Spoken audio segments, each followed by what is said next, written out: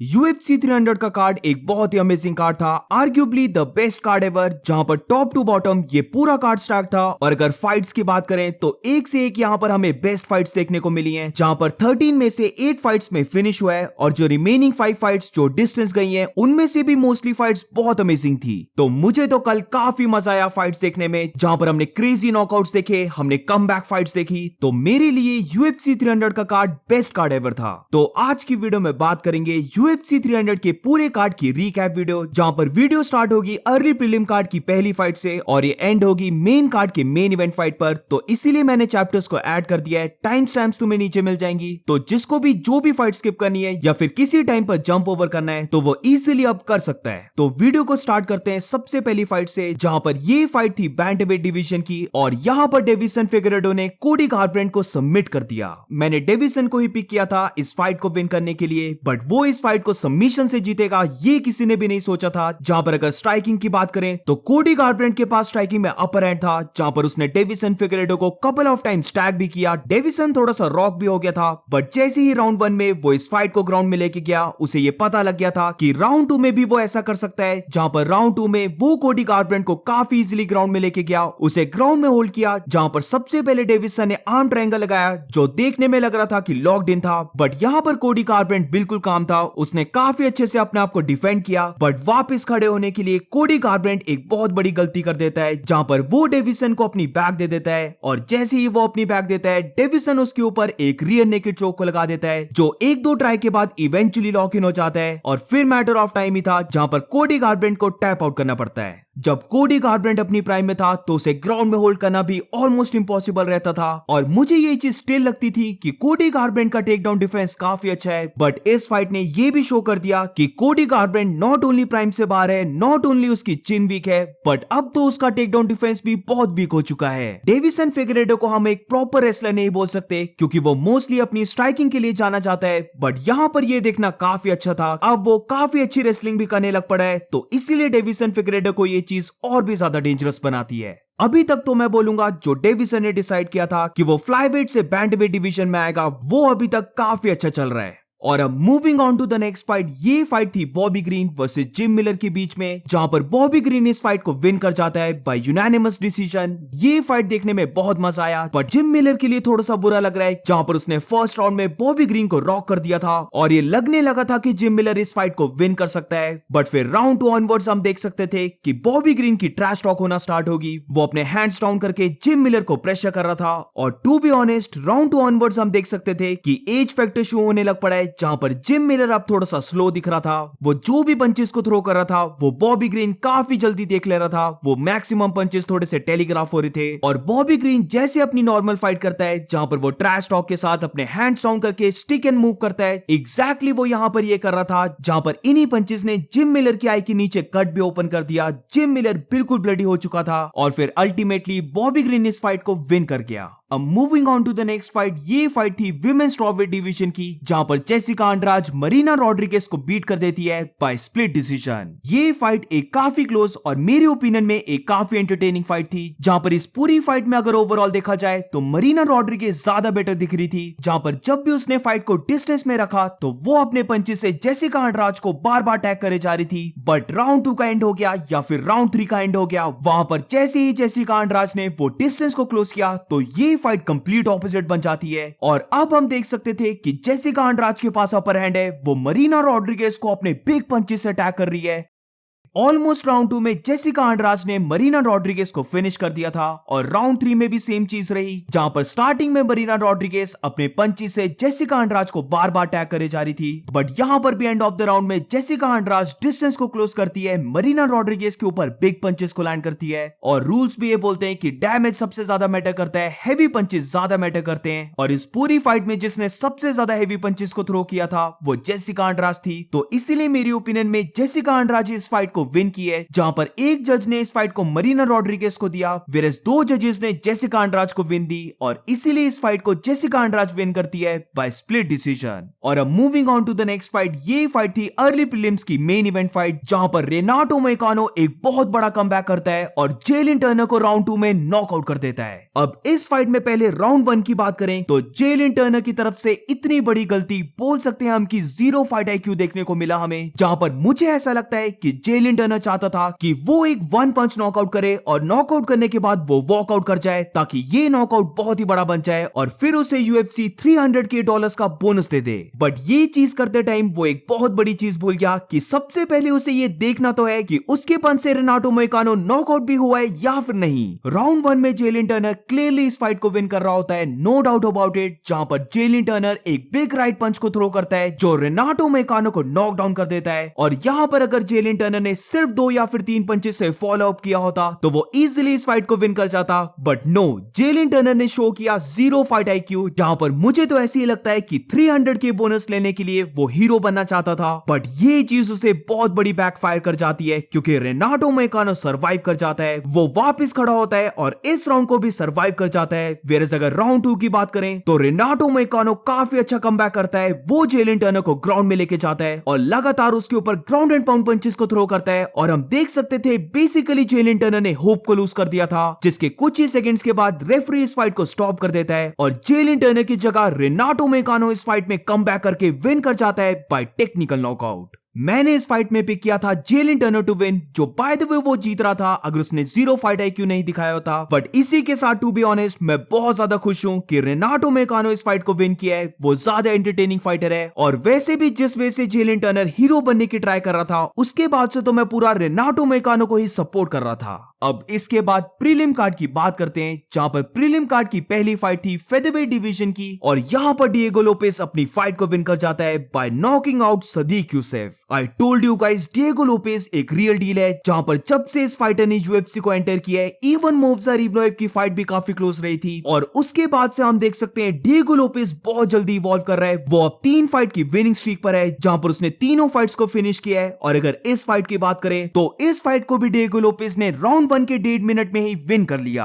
अब जितनी भी ये फाइट चली वहां पर डिएगो लोपेस का जो मेन वेपन था वो थे उसके अपरकट्स और इन्हीं अपरकट से डिएगो लोपेस सदीक यूसुफ को 2 बार नॉकडाउन करता है, जहां पर पहली बार अपरकट लेने के बाद सदीक यूसुफ थोड़ा सा सर्वाइव कर जाता है, बट जैसे ही सदीक यूसुफ फिर से स्टैंड होता है तो वहां पर डिएगो लोपेस उसके साथ क्लिंच करता है, उसे बॉडी शॉट से अटैक करता है और एकदम से डिएगो लोपेस फिर से अपरकट को थ्रो करता है, जहां पर बोल सकते हैं कि पहले अपरकट ने सदीक यूसुफ को स्टन किया था बट इस अपरकट ने उसे काफी डैमेज किया। उसने सदीक यूसुफ की बैक को ले लिया, उसे कैनवस के ऊपर बेली फ्लैट कर दिया और कपल ऑफ पंचेस थ्रो करने के बाद रेफरी इस फाइट को स्टॉप कर देता है। तो अगेन डिएगो लोपेस की एक बहुत बड़ी विन और ये विन भी उसने बाय फिनिश ली है, तो डेफिनेटली इस टाइम पर बोल सकते हैं कि सारी आइज डिएगो लोपेस पे है। उसके पीछे काफी हाइप बन चुकी है, फैंस उसे काफी लव करते हैं और अब मुझे लगता है कि डिएगो लोपेस इस फेदरवेट डिवीजन का रियल डील बन चुका है, जहां पर कुछ फाइट्स विन करने के बाद वो फेदरवेट टाइटल का रियल कंटेंडर भी बन सकता है। और अब moving on to the next fight, ये फाइट थी विमेन बैंटमवेट डिवीजन की, जहां पर मैं झूठ नहीं बोलूंगा हॉली होम से मैं बहुत ही ज्यादा डिसअपॉइंटेड हूं और ये इसलिए नहीं क्योंकि मैंने हॉली होम को पिक किया था विन करने के लिए, बट इसलिए क्योंकि हॉली होम बहुत बड़ी फाइट्स में रह चुकी है, वो एक फॉर्मर चैंपियन भी है, बट स्टिल उसने इस फाइट में 0 फाइट आईक्यू दिखाया है और बिना कोई पंच थ्रो किए वो इस फाइट को हार चुकी है। कॉन्ग्रेचुलेशंस टू केला हैरिसन, उसने इस फाइट को कंप्लीट डोमिनेट किया है, वो एक प्रॉपर बीस्ट लग रही थी और जिस वजह से उसने इस फाइट को विन किया है उसने प्रूव कर दिया कि वो यूएफसी में भी उतने ही डोमिनेट है जितनी वो किसी और ऑर्गेनाइजेशन में है। और अब मुझे लगता है केला हैरिसन को यूएफसी बहुत ज्यादा पुश करेगी और 1 या फिर 2 फाइट्स के बाद वो फाइट करेगी for the bantamweight title belt. अब इस फाइट में एक्सप्लेन करने वाला ज्यादा कुछ नहीं है क्योंकि बेसिकली जो राउंड 1 में गया वही राउंड 2 में गया, जहां पर हॉली होम से मैं इसीलिए इतना ज्यादा डिसअपॉइंटेड हूं क्योंकि वो एक स्ट्राइकर है बट फॉर सम रीजन इस फाइट में वो खुद ही केला हैरिसन के साथ क्लिंच करती है, जहां पर केला हैरिसन ओलंपिक विनर है जूडो में, तो वो तो इस चीज को ओपन हैंड से एक्सेप्ट करने वाली है, जहां पर सिर्फ मैटर ऑफ सेकंड्स में वो हॉली होम को ग्राउंड में लेके जाती है, कंप्लीटली उसे राउंड 1 में डोमिनेट करती है। आई थिंक ये राउंड 1 10-8 राउंड गया था, वेरस अगर राउंड 2 की बात करें तो यहां पर भी सेम डोमिनेशन कंटिन्यू रहती है, जहां पर केला हैरिसन हॉली होम को ग्राउंड में बीट कर रही होती है और फिर एक टाइम के बाद वो हॉली होम की बैक को ले लेती है और बेसिकली रियर नेकेड चोक से वो इस फाइट को विन कर जाती है बाय सबमिशन। इस पूरी फाइट में हॉली होम ने कुछ किया ही नहीं है, वो एक स्ट्राइकर है बट स्टिल उसने क्लिंच किया। तो मेरी ओपिनियन में हॉली होम की तरफ से बहुत ही लो आईक्यू फाइट। बट अगर केला हैरिसन की बात करें तो डेफिनेटली जो उसकी फिजिकल स्ट्रेंथ है वो इस पूरी बैंटरवेट डिवीजन में one of the most powerful रहने वाली है और केला हैरिसन के पास बहुत ही ज्यादा रियल चांस है कि वो काफी जल्दी बैंटरवेट डिवीजन की चैंपियन बन जाए। और अब moving on to the next fight, ये फाइट थी फेदरवेट डिवीजन की और हम बोल सकते हैं इस पूरे कार्ड की सबसे बोरिंग फाइट, जहां पर एल्जमेन स्टर्लिंग केल्विन केटर को बीट बाय यूनानिमस डिसीजन।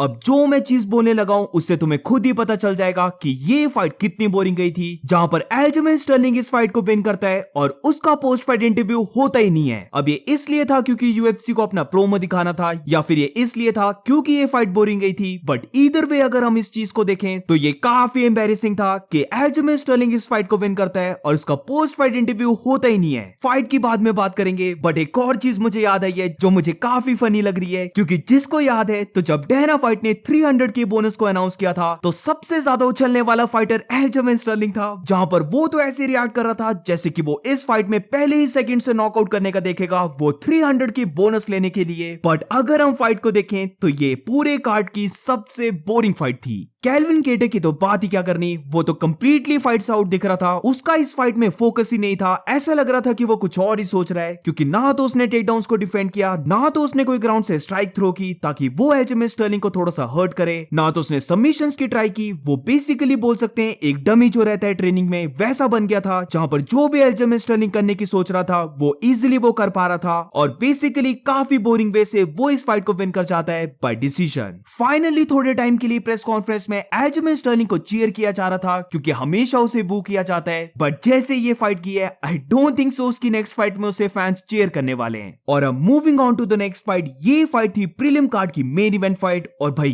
क्या ये फाइट गई है, अमेजिंग बैडएस फाइट, जहां पर जीरी प्रोहास्का का हम बोल सकते हैं एक समुराई वाला कमबैक था और स्टार्टिंग में डैमेज लेने के बाद वो अलेक्जेंडर रैकिच को बीट करता है बाय नॉकआउट। अब इस फाइट में दोनों फाइटर्स में से कौन बेटर था, तो मेरी ओपिनियन में अलेक्जेंडर रैकिच ज्यादा बेटर था, बट जीरी प्रोहास्का का वो फाइटिंग स्पिरिट और नेवर सरेंडर करने वाली विल पावर की वजह से जीरी प्रोहास्का इस फाइट को विन कर जाता है। अलेक्जेंडर रैकिच का गेम प्लान बिल्कुल क्लियर था, जहां पर क्योंकि जीरी प्रोहास्का बहुत ही ऑकवर्डली मूव करता है तो इससे बेटर गेम प्लान कोई हो ही नहीं सकता था कि जीरी प्रोहास्का की लेग्स को टारगेट किया जाए, जहां पर उसके लेग्स को इतना ज्यादा डैमेज कर दो कि जीरी प्रोहास्का की मूवमेंट बहुत ही ज्यादा स्लो डाउन हो जाए, वो अच्छे से मूव ना कर पाए और फिर उसके बाद ऑटोमेटिकली पंचेस भी लैंड होना स्टार्ट हो जाएंगे। इससे बेटर गेम प्लान अलेक्जेंडर रैकिच लेके आ ही नहीं सकता था, जहां पर जो भी गेम प्लान के लिए रिक्वायर्ड था उसने सब कुछ वैसा किया, बट जीरी प्रोहास्का का फाइटिंग स्पिरिट, उसकी टफनेस होगी, उसकी चिन होगी, ये सब ब्रेक होने का नाम ही नहीं ले रही थी, जहां पर जीरी प्रोहास्का की लीड लेग ने इतना ज्यादा डैमेज लिया है कि वो कंप्लीटली फिनिश हो चुकी है, बट स्टिल इस फाइट में जीरी प्रोहास्का ने अपनी बॉडी को ट्रैक किया है और बेसिकली टफनेस दिखाते हुए बिग पंचेस लेने के बाद उसके खुद के पंचेस भी लैंड होने लग पड़े और हम स्लोली देख सकते थे कि अलेक्जेंडर रैकिच ब्रेक होने लग पड़ा। अब इसको अगर हम समुराई स्पिरिट नहीं बोलेंगे तो कौन सा स्पिरिट है ये, क्योंकि इतनी ज्यादा बीटिंग देने के बाद अलेक्जेंडर रैकिच और क्या ही ज्यादा करता, बट जीरी प्रोहास्का की विल को ब्रेक करने के लिए ये इनफ नहीं था, जहां पर पूरे राउंड बीट होने के बाद राउंड 1 के एंड में जैसे ही जीरी प्रोहास्का ने अपने डिस्टेंस को क्लोज किया और इस फाइट को टेक्निकल फाइट से हटाकर थोड़ी सी रफ फाइट बनाई, तो हम देख सकते थे कि जीरी प्रोहास्का भी अपने पंचेस को लैंड करने लग पड़ा है और अलेक्जेंडर इन पंचेस को अच्छे से नहीं ले पा रहा है। जैसे ही इस फाइट का डिस्टेंस क्लोज हुआ दोनों ही फाइटर्स ब्रॉल करने लग पड़े, जहां पर सिर्फ ऐसा नहीं था कि जीरी प्रोहास्का अपने पंचेस को लैंड कर रहा है, बट इवन अलेक्जेंडर भी अपने पंचेस को लैंड कर रहा था और मेरी ओपिनियन में तो वो ज्यादा पंचेस को लैंड कर रहा था, बट जीरी की टफनेस अलेक्जेंडर रैकिच से बहुत ज्यादा थी, जहां पर जीरी इन पंचेस से ब्रेक नहीं हुआ, बट अलेक्जेंडर रैकिच को हम ब्रेक होता हुआ देख सकते थे। और फिर राउंड 2 में बिग 1-2 पंच कॉम्बिनेशन को थ्रो करने के बाद अलेक्जेंडर रैकिच बहुत ज्यादा रॉक हो गया और जीरी प्रोहास्का अपने पंचेस को ब्लास्ट करने लग पड़ा, जहां पर अलेक्जेंडर रैकिच इतना ज्यादा रॉक हो गया था कि वो अपने अपने बैलेंस को मेंटेन नहीं कर पाया।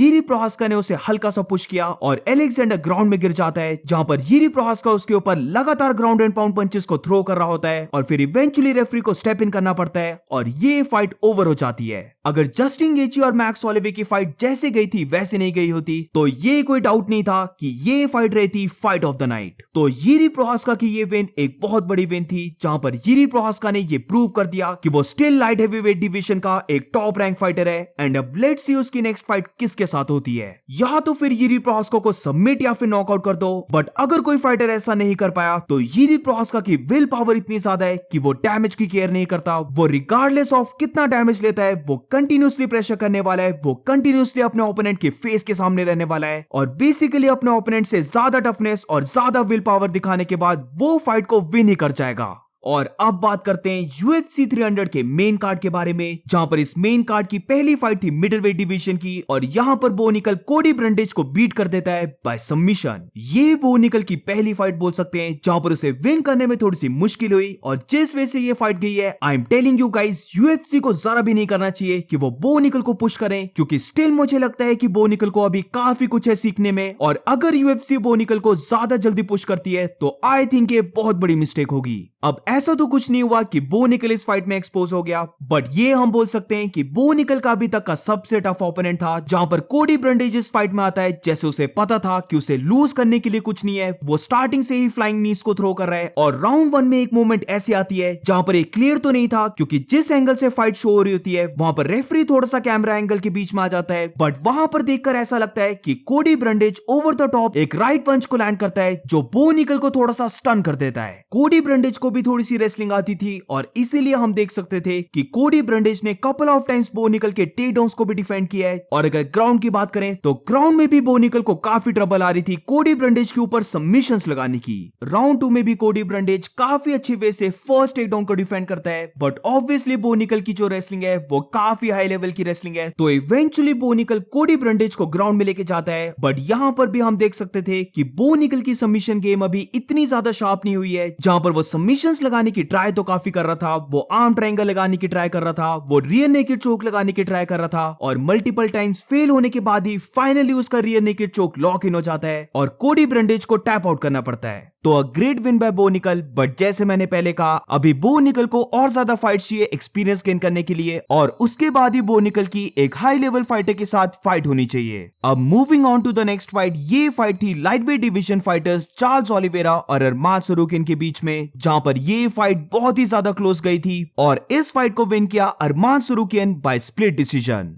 अब फाइट ओवर होने के बाद दो साइड्स बन चुकी हैं, जहां पर कुछ लोगों का यह मानना है कि चार्ल्स ओलिवेरा को विन करना चाहिए था, वेरस कुछ लोग यही मानते हैं कि अरमान सरूकिन ने इस फाइट को विन किया है। अब मुझे ऐसा लगता है कि अरमान सरूकिन ने इस फाइट को विन किया है, but to be very honest अगर कोई ये बोल रहा है कि चार्ल्स ओलिवेरा इस फाइट को विन किया है तो वो भी समवट करेक्ट हो सकता है, क्योंकि ये सारा डिपेंड करता है कि तुम कितनी ज्यादा वैल्यू देते हो सबमिशंस को और जजेस ने भी इन सबमिशंस को कितनी ज्यादा वैल्यू दी है, जहां पर हम देख सकते हैं कि एक जज ने चार्ल्स ओलिवेरा को विन दी है, वेरस दो जजेस ने अरमान सरूकिन को विन दी थी। शॉन स्ट्रिकलैंड और ड्रिकस डु प्लेसी की तरह ये फाइट भी काफी क्लोज है, जहां पर दोनों ही साइड्स के आर्गुमेंट वैलिड बैठते हैं, जहां पर मुझे ऐसा लगता है कि सिर्फ अगर अरमान सरूकिन ने चार्ल्स ओलिवेरा की बैक को ही लिया होता या फिर उसे ग्राउंड में ही होल्ड किया होता तो वो इस फाइट को विन नहीं करता। बट ये फाइट ग्राउंड में जाने से पहले अगर हम देखें तो स्टैंडिंग में भी अरमान सरूकिन ने थोड़े से ज्यादा पंचेस को थ्रो किया था और इसीलिए बहुत ही कम मार्जिन से मुझे लगता है कि अरमान सरूकिन ने इस फाइट को विन किया है। तो ये all up to the air है कि कौन इस फाइट को विन किया है, वो डिपेंड करता है कि तुम सबमिशंस को कितना ज्यादा इंपॉर्टेंस दे रहे हो। बट इसको थोड़ी देर साइड में रखकर अगर फाइट को देखें तो आई डोंट नो व्हाई कि कुछ लोग ये बोल रहे हैं कि दोनों फाइटर्स ने पुअर परफॉर्म किया और चार्ल्स ओलिवेरा अब ओवर हो चुका है, क्योंकि मुझे तो फाइट में ऐसा जरा भी नहीं लगा। मुझे ऐसा लगा कि दोनों का स्टाइल इतने अच्छे से मैच हुआ है कि दोनों ही फाइटर्स के लिए ये काफी टफ फाइट रही। दोनों फाइटर्स ने अपने सबसे बड़े वेपन्स को शो किया है, जहां पर अरमान सरूकिन की बात करें तो अरमान सरूकिन चार्ल्स ओलिवेरा को ग्राउंड में लेके गया और जिस ग्राउंड एंड पाउंड के लिए वो जाना चाहता है उसने सेम वैसा चार्ल्स ओलिवेरा के ऊपर किया, जहां पर उसने राउंड 2 में चार्ल्स ओलिवेरा को अपने एल्बो से कट किया और हम देख सकते थे एंड ऑफ द राउंड 2 में चार्ल्स ओलिवेरा पूरी तरह से ब्लडी हो गया था। बट सेम ही ऐसे चार्ल्स ओलिवेरा की भी बात करें तो उसने भी अपना बेस्ट वेपन यानी कि ग्राउंड गेम को शो किया, जहां पर राउंड 1 की बात करें तो राउंड 1 में उसने गिलेटिन चोक लगा दिया था जो बहुत ही ज्यादा डीप था, ये पूरी तरह से लॉक्ड इन हो गया था और मुझे लगा कि अरमान सरूकिन टैप आउट कर रहा है या तो फिर वो स्लीप होने वाला है। बट आई डोंट नो कैसे अरमान सुरुकिन उस चोक से सर्वाइव कर जाता है। वो ना तो बेहोश होता है, वो ना ही टैप आउट करता है और अपनी टफनेस दिखाते हुए वो उस चोक से बाहर निकल जाता है।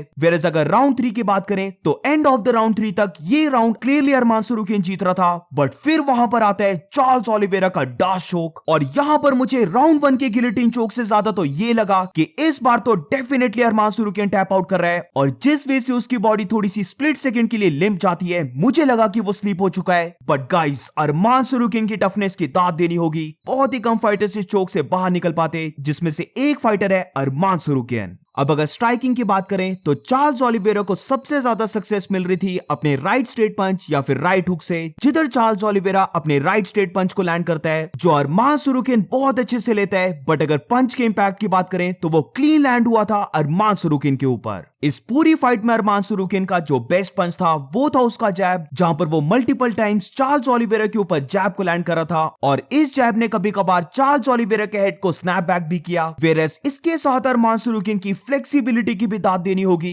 जहां पर एक मोमेंट ऐसी आती है कि वो चार्ल्स ओलिवेरा को केज के साइड पुश करता है और वहां पर अरमान एक्स किक को थ्रो करता है, जो मेरी ओपिनियन में पूरी तरीके से लैंड नहीं हुई क्योंकि most of the impact Charles Oliveira के राइट गार्ड ने ले लिया। बट यहां पर देखने वाली बात थी कैसे अरमान सुरुकिन ने अपनी लेग को इतना ज्यादा स्ट्रेच कर दिया था। तो ओवरऑल अगर हम इस फाइट को देखें तो मेरी ओपिनियन में इस पूरे कार्ड की ये फाइट सबसे ज्यादा कंप्लीट फाइट थी, जहां पर एक तो ये फाइट बहुत ज्यादा क्लोज थी। इस फाइट में हमें स्ट्राइकिंग देखने को मिली, इस फाइट में हमें ग्रैपलिंग देखने को मिली, ग्राउंड एंड पाउंड पंचेस देखने को मिले, सबमिशंस देखने को मिले, दोनों फाइटर्स के बीच में म्यूचुअल रिस्पेक्ट भी देखने को मिली। जहां पर एक मोमेंट ऐसी आती है कि चार्ल्स ओलिवेरा अरमान सुरुकिन के ऊपर अप किक को थ्रो कर देता है, जिसके ऊपर मेरी ओपिनियन तुम जानते हो कि मुझे लगता है कि ग्राउंडेड ओपोनेंट के ऊपर हर कुछ लीगल होना चाहिए, बी इट अप किक या फिर नीज होगी, ये सब लीगल होना चाहिए ताकि जिस फाइटर के ऊपर अटैक हुआ है उसके पास भी थोड़ी सी एडवांटेज हो अपने आप को डिफेंड करने की। बट क्योंकि ये पुराने रूल्स अभी भी चलते आ रहे हैं तो इसलिए ये रूल लीगल होना चाहिए या फिर इलीगल होना चाहिए ये बात नहीं करेंगे। बट जब चार्ल्स ओलिवेरा ने ये किक अरमान सुरुकिन के ऊपर थ्रो की तो मुझे लगा अरमान सुरुकिन काफी स्टन हो गया था और जब डॉक्टर्स उससे क्वेश्चन भी पूछ रहे थे तो बेशक अरमान सुरुकिन राइट आंसर्स को दे रहा था, बट स्टिल उसके आईज में मुझे लग रहा था कि वो समवट थोड़ा सा फेस्ड है। और ये चीज काफी अच्छी थी कि जब फाइट फिर से रिज्यूम होती है और जब राउंड ओवर होने के बाद दूसरा राउंड चलता है तो वहां पर भी दोनों ने एक दूसरे को रिस्पेक्ट दी।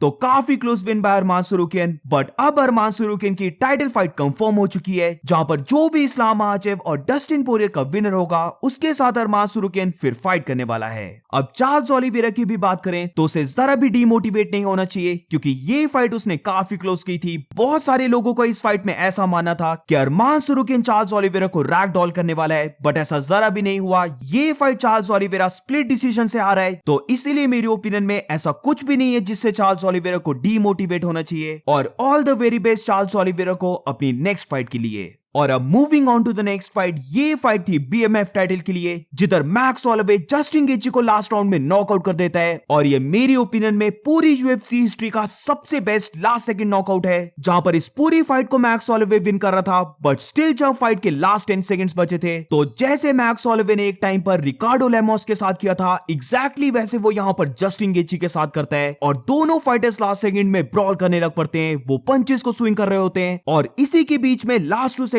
में मैक्स होलोवे एक मैसिव राइट हैंड को थ्रो करता है जो डायरेक्टली जस्टिन गेची के चिन पे लैंड होता है और Justin गेची flat line out cold. अब पूरी फाइट की ब्रेकडाउन वीडियो ऑलरेडी मैंने अपलोड कर दी है तो यहां पर वो बात नहीं करेंगे। बट अगर मैक्स होलोवे की बात करें तो इस फाइट से पहले काफी लोग मैक्स होलोवे को अंडर एस्टिमेट कर रहे थे, जहां पर बहुत सबका ये मानना था कि मैक्स होलोवे इस फाइट में टोनी फर्ग्यूसन बनने वाला है। और ये सारी चीजें देखकर मैंने प्रेडिक्शन वीडियो में भी बोला था कि ये मुझे लग रहा है कि काफी लोग मैक्स होलोवे को बहुत ही कम समझ रहे हैं और इस फाइट में बेशक मैक्स होलोवे विन ना करे बट वो सबको शॉक करने वाला है क्योंकि इस बार उसे प्रॉपर टाइम मिला है बल्क अप होने का। और फाइट में एग्जैक्टली ऐसा होता है जहां पर नॉट ओनली मैक्स होलोवे इस फाइट को विन करता है बट वो समवट इस फाइट में जस्टिन गेची से एक लेवल ऊपर था, जहां पर राउंड 4 के वो उस नॉकडाउन को हटा दिया जाए, जो बाय द वे मैं बोलूंगा मैक्स होलोवे ने काफी अच्छे से रिकवर किया, जिससे पता लगता है कि वो लाइट वेट डिवीजन के one of the hardest hitter fighters के भी पंच को ले सकता है। वेयरएज इस पर्टिकुलर मूवमेंट के अलावा देखा जाए तो बाकी के 4 राउंड्स हो गए गए और इवन राउंड 4 की जो बाकी रिमेनिंग फाइट थी वहां पर भी मैक्स होलोवे ने काफी अच्छे से फाइट की है। जस्टिन गेची के लिए मैं बोलूंगा ये पूरी फाइट डाउनहिल तब जाती है जब राउंड 1 के लास्ट सेकंड में मैक्स होलोवे वो स्पिनिंग किक को थ्रो करता है जिधर उसका एम था कि वो बॉडी को टारगेट करे, बट वहां पर जस्टिन गेची अपने हेड को डक कर लेता है और ये उसकी सबसे बड़ी गलती थी क्योंकि डायरेक्टली जो मैक्स होलोवे की हील होती है वो जस्टिन गेची के नोज पे कनेक्ट होती है और आई डू थिंक कि जस्टिन गेची का नोज उसी राउंड में ब्रेक हो जाता है। अब इसी के साथ मैं एक चीज मेंशन करना चाहता हूं कि इस फाइट में मैक्स होलोवे ने 2 आई पोक्स किए हैं जहां पर कि डेफिनेटली जैसे ही पहला आई पोक होता है रेफरी को चाहिए कि वो फाइटर को वार्निंग दे, वेरस अगर सेकंड आई पोक होता है तो वहां पर रेफरी को चाहिए कि वो फाइटर का 1 पॉइंट डिडक्ट कर ले, बट यहां पर हम देख सकते थे कि फर्स्ट आई पोक में मैक्स होलोवे को कुछ नहीं बोला गया, वेरस सेकंड आई पोक में मैक्स होलोवे को वार्निंग मिलती है। तो मेरी ओपिनियन में मैक्स होलोवे का 1 पॉइंट डिडक्ट होना चाहिए था, बट स्टिल ये मैटर नहीं करता है क्योंकि इस पूरी फाइट को मैक्स होलोवे ने डोमिनेट किया है। और अगर तुमने नोटिस किया होगा तो मैक्स होलोवे की बॉडी को देखकर ऐसा नहीं लगता कि उसके पास ज्यादा पावर है, और ये इसलिए क्योंकि मैक्स होलोवे की जो बॉडी टाइप है वो लीन बॉडी टाइप है। तो जो इस फाइट में उसने मसल को भी गेन किया था वहां पर भी ऐसा लग रहा था कि मैक्स होलोवे ने ज्यादा वेट को गेन नहीं किया है, बट वो इसीलिए क्योंकि उसकी लीन बॉडी टाइप है। और अगर पावर की बात करें तो डेफिनेटली इस फाइट में उसके पास ज्यादा पावर थी as compared to featherweight division.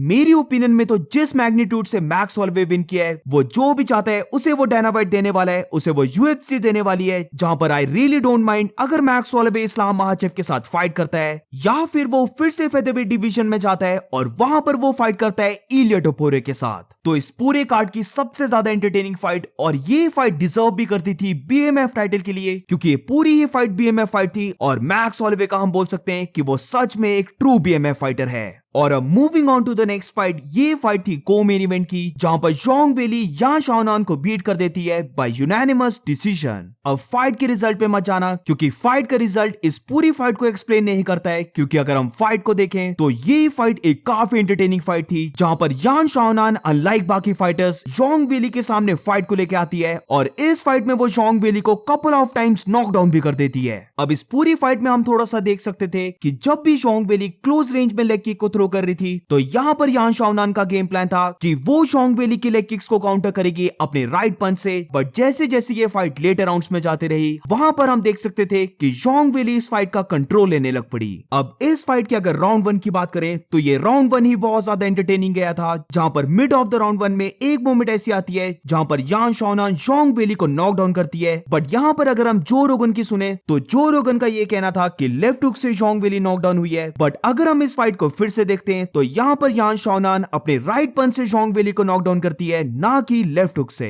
But इसी के साथ यान शाओनान इसीलिए सरवाइव करती है क्योंकि राउंड 1 खत्म हो जाता है, बट स्टिल इसको लेकर यहाँ पर थोड़ी सी कंट्रोवर्सी है, जहां पर अगर हम देखें तो जस्ट लाइक अरमान सुरुकियन लास्ट के सेकंड्स में लिम्प पड़ गया था, एग्जैक्टली वैसे यहाँ पर यान शाओनान भी लिम्प पड़ जाती है, बट वो यहाँ पर लास्ट के कुछ सेकंड्स नहीं बल्कि लास्ट के 10 सेकंड्स में लिम्प पड़ जाती है। और क्योंकि ये चोक कंप्लीटली लॉक्ड इन था तो सबको ऐसा लग रहा था कि यान शाओनान स्लीप कर गई है, और राउंड ओवर होने के बाद भी हम देख सकते थे कि यान शाओनान इंडीड थोड़ी सी अनकॉशियस हो गई थी, और अगर वहां पर रेफरी फाइट को स्टॉप कर देता तो कोई भी इस चीज को ऑब्जेक्ट नहीं करता, बट रेफरी ने यहां पर यान शाओनान को पूरा मौका दिया जो मेरी ओपिनियन में एक करेक्ट चॉइस थी। बट स्टिल जब राउंड ओवर होता है क्योंकि यान शाओनान अनकॉशियस चली गई थी तो उसको अपने बैलेंस को मेंटेन रखने में काफी प्रॉब्लम हो रही थी, बट उसने जैसे तैसे अपने बैलेंस को मेंटेन किया, वो अपने कॉर्नर में गई और ये फाइट फिर से रिज्यूम होती है। राउंड 2 में भी एक मूवमेंट आती है जहां पर जोंग वेली यान शाओनान को ग्राउंड में लेके जाती है, उसे बेली फ्लैट कर देती है और बेसिकली उसके ऊपर बहुत ज्यादा ग्राउंड एंड पाउंड पंचेस को थ्रो कर रही होती है।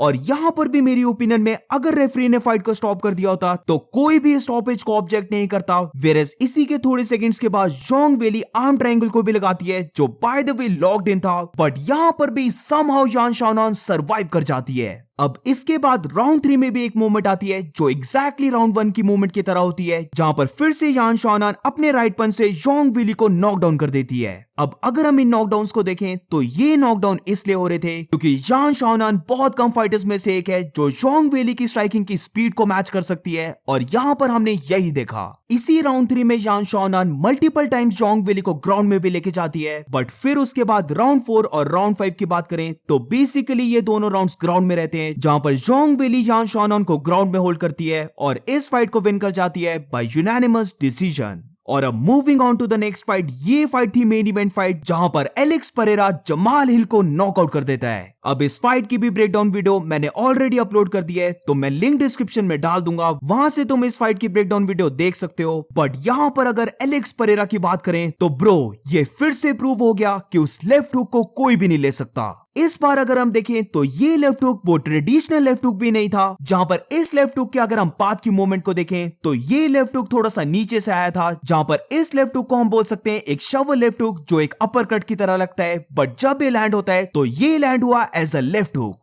इसके बाद भी इस पंच में इतनी ज्यादा पावर थी कि जैसे ही ये पंच लैंड हुआ जमाल हिल की आइज रोल बैक हो गई थी और फिर multiple ground and pound punches के बाद रेफरी को स्टेप इन करना पड़ता है और ये फाइट ओवर हो जाती है। यहाँ पर एलेक्स परेरा का सबसे चैट मूव था कि जब जमाल हिल ग्रॉइन एरिया पे उसके ऊपर किक को थ्रो करता है और हर्ब डीन फाइट को स्टॉप करने के लिए बीच में आता है, बट एलेक्स परेरा यहाँ पर इतना ज्यादा लॉक्ड इन था कि वो हर्ब डीन को साइड करता है और जैसे ही जमाल हिल अपने लेफ्ट पंच को थ्रो करने की ट्राई करता है, एकदम से एलेक्स परेरा उसे काउंटर करता है अपने शवल लेफ्ट हुक से और ये फाइट ओवर। एलेक्स परेरा को लोग लाइक करते हैं या फिर नहीं लाइक करते, बट ये चीज सबको माननी पड़ेगी, एलेक्स परेरा का ये पंच बहुत ही ज्यादा स्पेशल है, जहां पर ये पंच को कोई कंपैरिजन ही नहीं है। ऑल्सो जिस वजह से एलेक्स परेरा इस पंच को भी थ्रो करता है वो भी देखना काफी स्पेशल है, क्योंकि एलेक्स परेरा इस पंच को थ्रो करने से पहले ज्यादा लोड नहीं करता है, बट स्टिल पता नहीं कैसे इस लेफ्ट हुक में इतनी ज्यादा पावर आ जाती है कि जिस भी फाइटर ने इस पंच को क्लीन लिया है वो नॉकडाउन हुआ ही हुआ है। इस फाइट से पहले जमाल हिल बहुत ज्यादा फाइट अप था